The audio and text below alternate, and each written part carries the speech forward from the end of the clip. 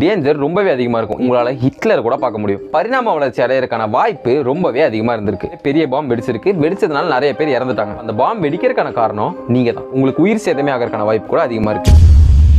நம்மள நிறைய பேருக்கு க்ளோஸான ஒரு பர்சன் இருந்துட்டு தான் இருப்பாங்க. அந்த மாதிரி இருக்க பர்சனை நம்மளாம் இழந்ததுக்கு அப்புறமா அவங்கள பார்க்கறதுக்கு ஏதாவது ஒரு பர்சன் சான்ஸ் கிடைச்சா கூட அவங்கள போய் நம்ம பார்க்காம இருந்துருவோமா?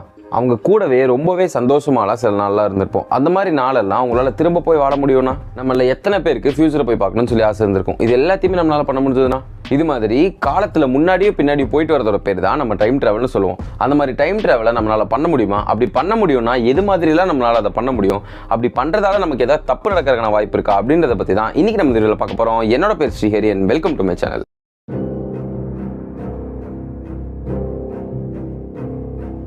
இந்த யூனிவர்ஸ்லேயே ரொம்பவே ஃபாஸ்ட்டான விஷயம் அப்படின்னா அது லைட் தான். அந்த லைட் கிட்டத்தட்ட ஒரு செகண்டில் 3 லட்சம் கிலோமீட்டர் ட்ராவல் பண்ணும். முன்னாடி இந்த சயின்டிஸ்ட்லாம் நம்ம ஒரு பொருளை பார்க்கறதுக்கான காரணம் என்னவா இருக்கும்னு நினச்சாங்கன்னா, நம்ம கண்ணிலேருந்து ஏதோ ஒரு ரேஸ் மாதிரி ஒரு விஷயம் போய் ஒரு பொருளில் பட்டு அது நம்ம கண்ணை வந்து திருப்பி அடையும் போது தான் நம்ம அந்த பொருளை பார்க்குறோம்னு சொல்லி நினச்சிட்டு இருந்தாங்க.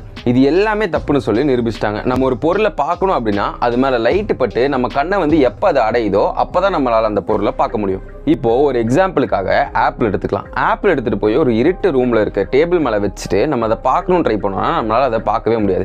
இதே அந்த ஆப்பிள் மேலே ஒரு டார்ச் லைட்டை ஃபோக்கஸ் பண்ணி அடிக்கிறோங்கும் போது லைட் அது மேலே பட்டு ஃப்ராக்ஷன் ஆஃப் செகண்டில் நம்ம கண்ணில் வந்து அடைஞ்சிரும். அதனால அந்த ஆப்பிளை நம்மளால் பார்க்க முடியும். அந்த லைட்டு போய் அந்த ஆப்பிளில் பட்டு நம்ம கண்ணுக்கு வந்து அடையிறத நம்மளால் ஏன் பார்க்க முடியலன்னா, நான் உங்களுக்கு ஆல்ரெடி சொல்லியிருக்கேன், லைட்டோட வேகம் 3 லட்சம் கிலோமீட்டர் பர் செகண்ட். அதனால நம்ம பக்கத்தில் நின்று இருக்கோங்கும் போது அது டக்குன்னு பட்டு நம்ம கண்ணை வந்து அடையிறத நம்மளால் அதை பார்க்கவே முடியாது. ஏன்னா அது செம்ம ஸ்பீடாக மூவ் ஆகும். இதுவே அதே ஆப்பிள் எடுத்துகிட்டு போய் ஒரு மவுண்ட் எவரெஸ்டோட டாப்பில் வச்சுட்டு அந்த ஆப்பில் 3 லட்சம் கிலோமீட்டர் தள்ளி நின்று ஒரு டெலஸ்கோப் வழியில் பார்க்குறேன் அப்படிங்கும் போது அந்த ஆப்பிள் எனக்கு ஒரு செகண்ட் முன்னாடி எப்படி இருந்ததோ அது மாதிரி தான் என் கண்ணுக்கு வந்து தெரியும். அது ஏன் அந்த ஆப்பிள் நான் ஒரு செகண்ட்க்கு அப்புறம் தான் பார்ப்பேன் அப்படின்னு கேட்டுக்கிட்டிங்கன்னா, நான் ஆல்ரெடி உங்ககிட்ட சொல்லிட்டேன், லைட்டு ஒரு செகண்டில் கிட்டத்தட்ட 3 லட்சம் கிலோமீட்டர் தான் ட்ராவல் பண்ணும். நான் 3 லட்சம் கிலோமீட்டர் தள்ளி தான் நிற்கிறேனே. அப்போ அந்த ஆப்பிளை நான் பார்க்குறேன் அப்படிங்கும்போது அந்த லைட்டு என் கண்ணை வந்து அடையிறக்கே கிட்டத்தட்ட ஒரு செகண்ட் எடுத்துக்கும். அதனால தான் நான் அந்த ஆப்பிளை ஒரு செகண்ட்க்கு அப்புறமா பார்க்குறேன். இதே நான் அந்த ஆப்பிள் இருந்து 3 லட்சம் கிலோமீட்டர் இல்லாமல் 9 லட்சம் கிலோமீட்டர் தள்ளி இருந்து அந்த ஆப்பிளை நான் ஃபோக்கஸ் பண்ணி பார்க்குறேன் அப்படிங்கும்போது அந்த ஆப்பிள் எனக்கு 3 செகண்டுக்கு முன்னாடி எப்படி இருந்ததோ அது மாதிரி தான் என் கண்ணுக்கு தெரியும். இப்போ ஒரு எக்ஸாம்பிளுக்கு ஒரு பறவை வந்து அந்த ஆப்பிள் எடுத்துகிட்டு போயிடுச்சுன்னு வைங்க. அந்த பறவை எடுத்துகிட்டு போனதே நான் 3 செகண்டுக்கு அப்புறம் தான் பார்ப்பேன். நான் சொன்னதெல்லாம் உங்களுக்கு புரிஞ்சுதான்னு சொல்லி பார்க்கலாமா? ஒரு கொஸ்டின் கேட்குறேன். ஒரு ஒளியாண்டு அப்படிங்கிறது என்னன்னா, ஒரு வருஷத்தில் லைட்டு எவ்வளோ கிலோமீட்டர் ட்ராவல் பண்ணுதோ அதை தான் நம்ம ஒரு ஒளியாண்டுன்னு சொல்லுவோம். கிட்டத்தட்ட 9 ட்ரில்லியன் கிலோமீட்டர்ஸ். ஓகேவா? இப்போது நான் அதே ஆப்பில் 9 ட்ரில்லியன் கிலோமீட்டர்ஸ், அதாவது ஒரு ஒளியாண்டு தள்ளி இருந்து ஒரு பிளானட்ல இருந்து ஃபோக்கஸ் பண்ணி பார்க்குறேன் அந்த ஆப்பிள்ங்கும் போது எனக்கு என்ன தெரியும் அந்த இடத்துல அப்படின்றத கீழே கமெண்ட் செக்ஷனில் சொல்லுங்கள். இந்த வீடியோவை பாஸ் பண்ணிவிட்டு ஒரு வருஷத்துக்கு முன்னாடி அந்த ஆப்பிள் எப்படி இருந்ததோ அது மாதிரி தான் என் கண்ணுக்கு தெரியும் அப்படின்னு நீங்கள் நினச்சிங்கன்னா உங்கள் ஆன்சர் தப்பு. எதனாலனா, ஒரு வருஷத்துக்கு முன்னாடி அந்த இடத்துல நான் ஆப்பிளை வச்சிருக்கவே மாட்டேன் அப்படிங்கும்போது அந்த ஆப்பிள் எப்படி இருந்திருக்கும் அப்படின்றது என் கண்ணுக்கு தெரிஞ்சிருக்காது. ஒரு வருஷத்துக்கு முன்னாடி அந்த மவுண்ட் எவரெஸ்ட் மேலே தானே அந்த ஆப்பிள் நான் வச்சேன். அந்த மவுண்ட் எவரெஸ்ட் எப்படி ஒரு வருஷத்துக்கு முன்னாடி இருந்துச்சோ அது மாதிரி தான் என் கண்ணுக்கு தெரிஞ்சிருக்கும். இதுவே நீங்கள் 2 ஒளியாண்டு தள்ளி இருக்கிற ஒரு பிளானட்டில் கொண்டு போய் உங்கள் டெலஸ்கோப்பை செட் பண்ணி நீங்கள் இந்த உலகத்தை பார்க்குறீங்க அப்படிங்கும்போது உங்களுக்கு 2 வருஷத்துக்கு முன்னாடி இந்த உலகம் எப்படி இருந்ததோ அதுதான் உங்கள் கண்ணுக்கு தெரியும். இதுவே 4 ஒளியாண்டு இல்லை 5 ஒளியாண்டு தள்ளி இருந்து பார்க்கும்போது கோவிட் டைமில் நம்ம எப்படி இருந்தோம் அதை தான் உங்களால் டெலஸ்கோப்பில் பார்க்க முடியும். இதே 84 ஒளியாண்டு தள்ளி இருந்து டெலஸ்கோப்பை ஃபோக்கஸ் பண்ணி சில குறிப்பிட்ட இடத்துல நீங்கள் பார்க்குறீங்க அப்படிங்கும்போது உங்களால் ஹிட்லர் கூட பார்க்க முடியும். எதனாலனா, 84 வருஷத்துக்கு முன்னாடி தான் ஹிட்லர் நம்ம உலகத்தில் வாழ்ந்தார்.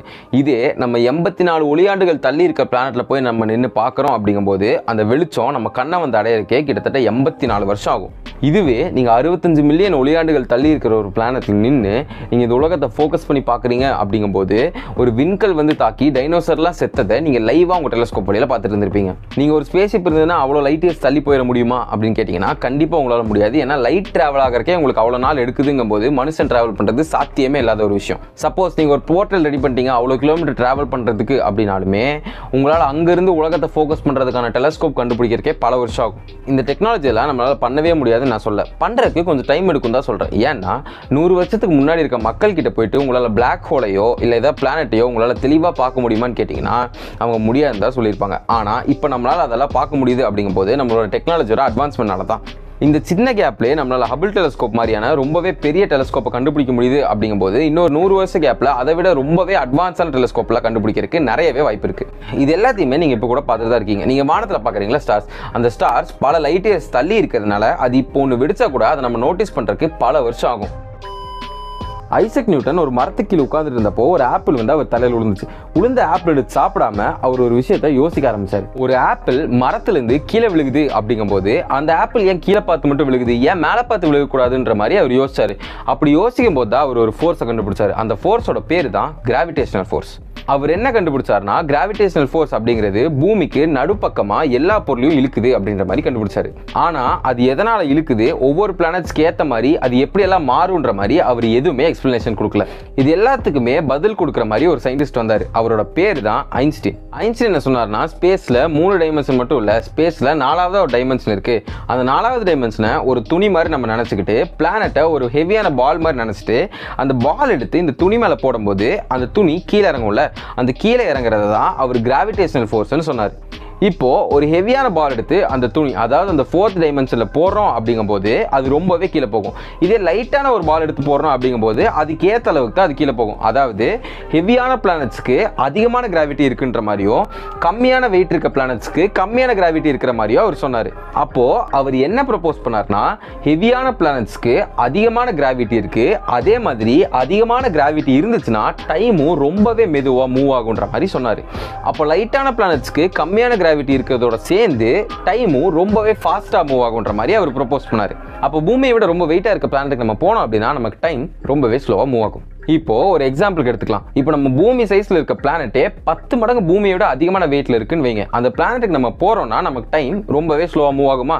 அந்த 10 மடங்கு அதிக வெயிட்ல இருக்க பூமிக்கும் நம்மளோட பூமிக்கும் ரொம்பவே டைம் டிஃபரன்ஸ் இருக்கும். எப்படின்னா, நம்ம உலகத்துல 24 மணி நேரம் அப்படிங்கிறது அந்த உலகத்துல கிட்டத்தட்ட 21 மணி நேரம் தான். நம்ம என்னதான் அவ்வளோ வெயிட்டா இருக்க ஒரு பிளானட்டை தேடி கண்டுபிடிச்சாங்க போய் நம்ம இருந்தாலுமே, நம்ம என்னதான் டைம் டிராவல் பண்ணாலும் நம்ம உடம்புல ஆகிற சேஞ்சஸ் ரொம்பவே அதிகமா இருக்கும். அந்த பிளானட்ல உங்களுக்கு நடக்கவே ரொம்ப கஷ்டமா இருக்கும். அந்த பிளானட் ரொம்ப வெயிட்டா உங்களை பிடிச்சி இழுக்கிறதுனால உங்களோட பாடி வெயிட்டுமே ரொம்ப அதிகமா இருக்கும். உங்களுக்கு ரொம்ப சீக்கிரமாவே டயர்ட் ஆயிடும். இதெல்லாம் பத்தாதுன்னு சொல்லிட்டு உங்களுக்கு மூச்சிடவும் ரொம்ப கஷ்டமா இருக்கும். உங்களுக்கு பிளட் பிரஷர் ரொம்பவே அதிகமாகறதுக்கான வாய்ப்பும் இருக்கு.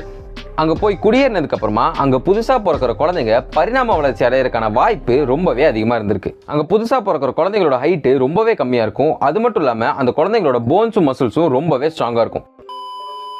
இப்போ நீங்க ஒளியோட வேகத்துல மூவ் பண்றீங்கன்னா உங்களுக்கு டைம் ரொம்பவே ஸ்லோவா இருக்குன்ற மாதிரி சொல்றாங்க.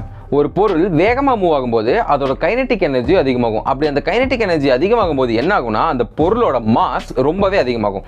அப்படி ஒரு பொருள் ரொம்பவே வேகமாக போகும்போது அதோட எடையும் இன்ஃபினைட் டைம்ஸ் இன்க்ரீஸ் ஆகும். அப்படி இன்ஃபினைட் டைம் இன்க்ரீஸ் ஆகிற எடையை தள்ளுறதுக்கு நமக்கு எனர்ஜி தேவைப்படும்ல, அப்போ அதுவுமே நமக்கு இன்ஃபினைட் டைம்ஸாக தேவைப்படும்.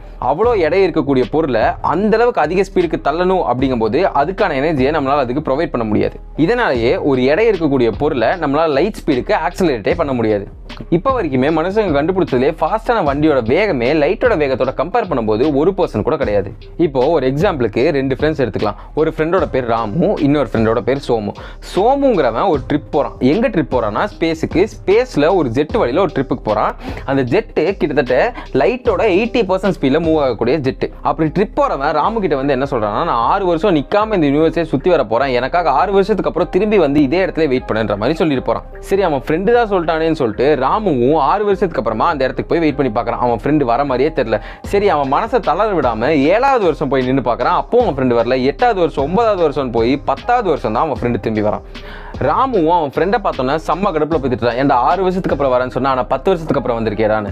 ஆனா அவன் ஃப்ரெண்டுக்கு ராமு என்ன சொல்றாங்கிறதே புரியல. ஏன்னா அவனோட கேலண்டர் படி அவனுக்கு 6 வருஷம் தான் ஓடி இருக்கு. இதுல 2 பேர் சொல்றதுமே கரெக்ட் தான். ராமு உலகத்திலே இருக்கிறதுனால அவனுக்கு நார்மலா டைம் ஓடி 10 வருஷம் இருக்கு. இதே சோமு லைட்டோட 80% ஸ்பீட்ல டிராவல் பண்றதுனால அவனுக்கு டைம் ரொம்பவே ஸ்லோ ஓடி 6 வருஷம் தான் ஓடி இருக்கு.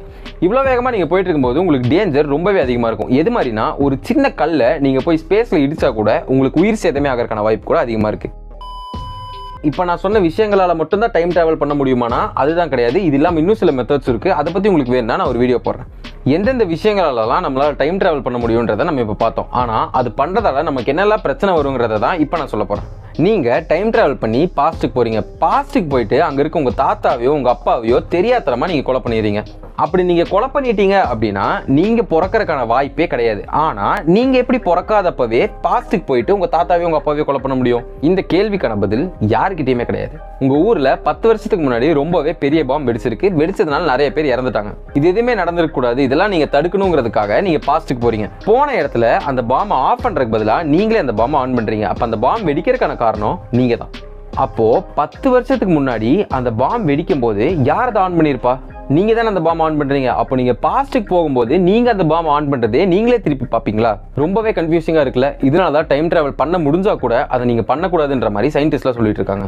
இன்னைக்கான வீடியோ அவ்வளவுதான். இந்த வீடியோ பிடிச்சி மறக்காம லைக் பண்ணுங்க, நம்ம சேனலுக்கு சப்ஸ்கிரைப் பண்ணிருங்க. நாளைக்கு உங்களுக்கு இன்னொரு வந்து பார்க்குறேன். அது வரைக்கும் பாய்.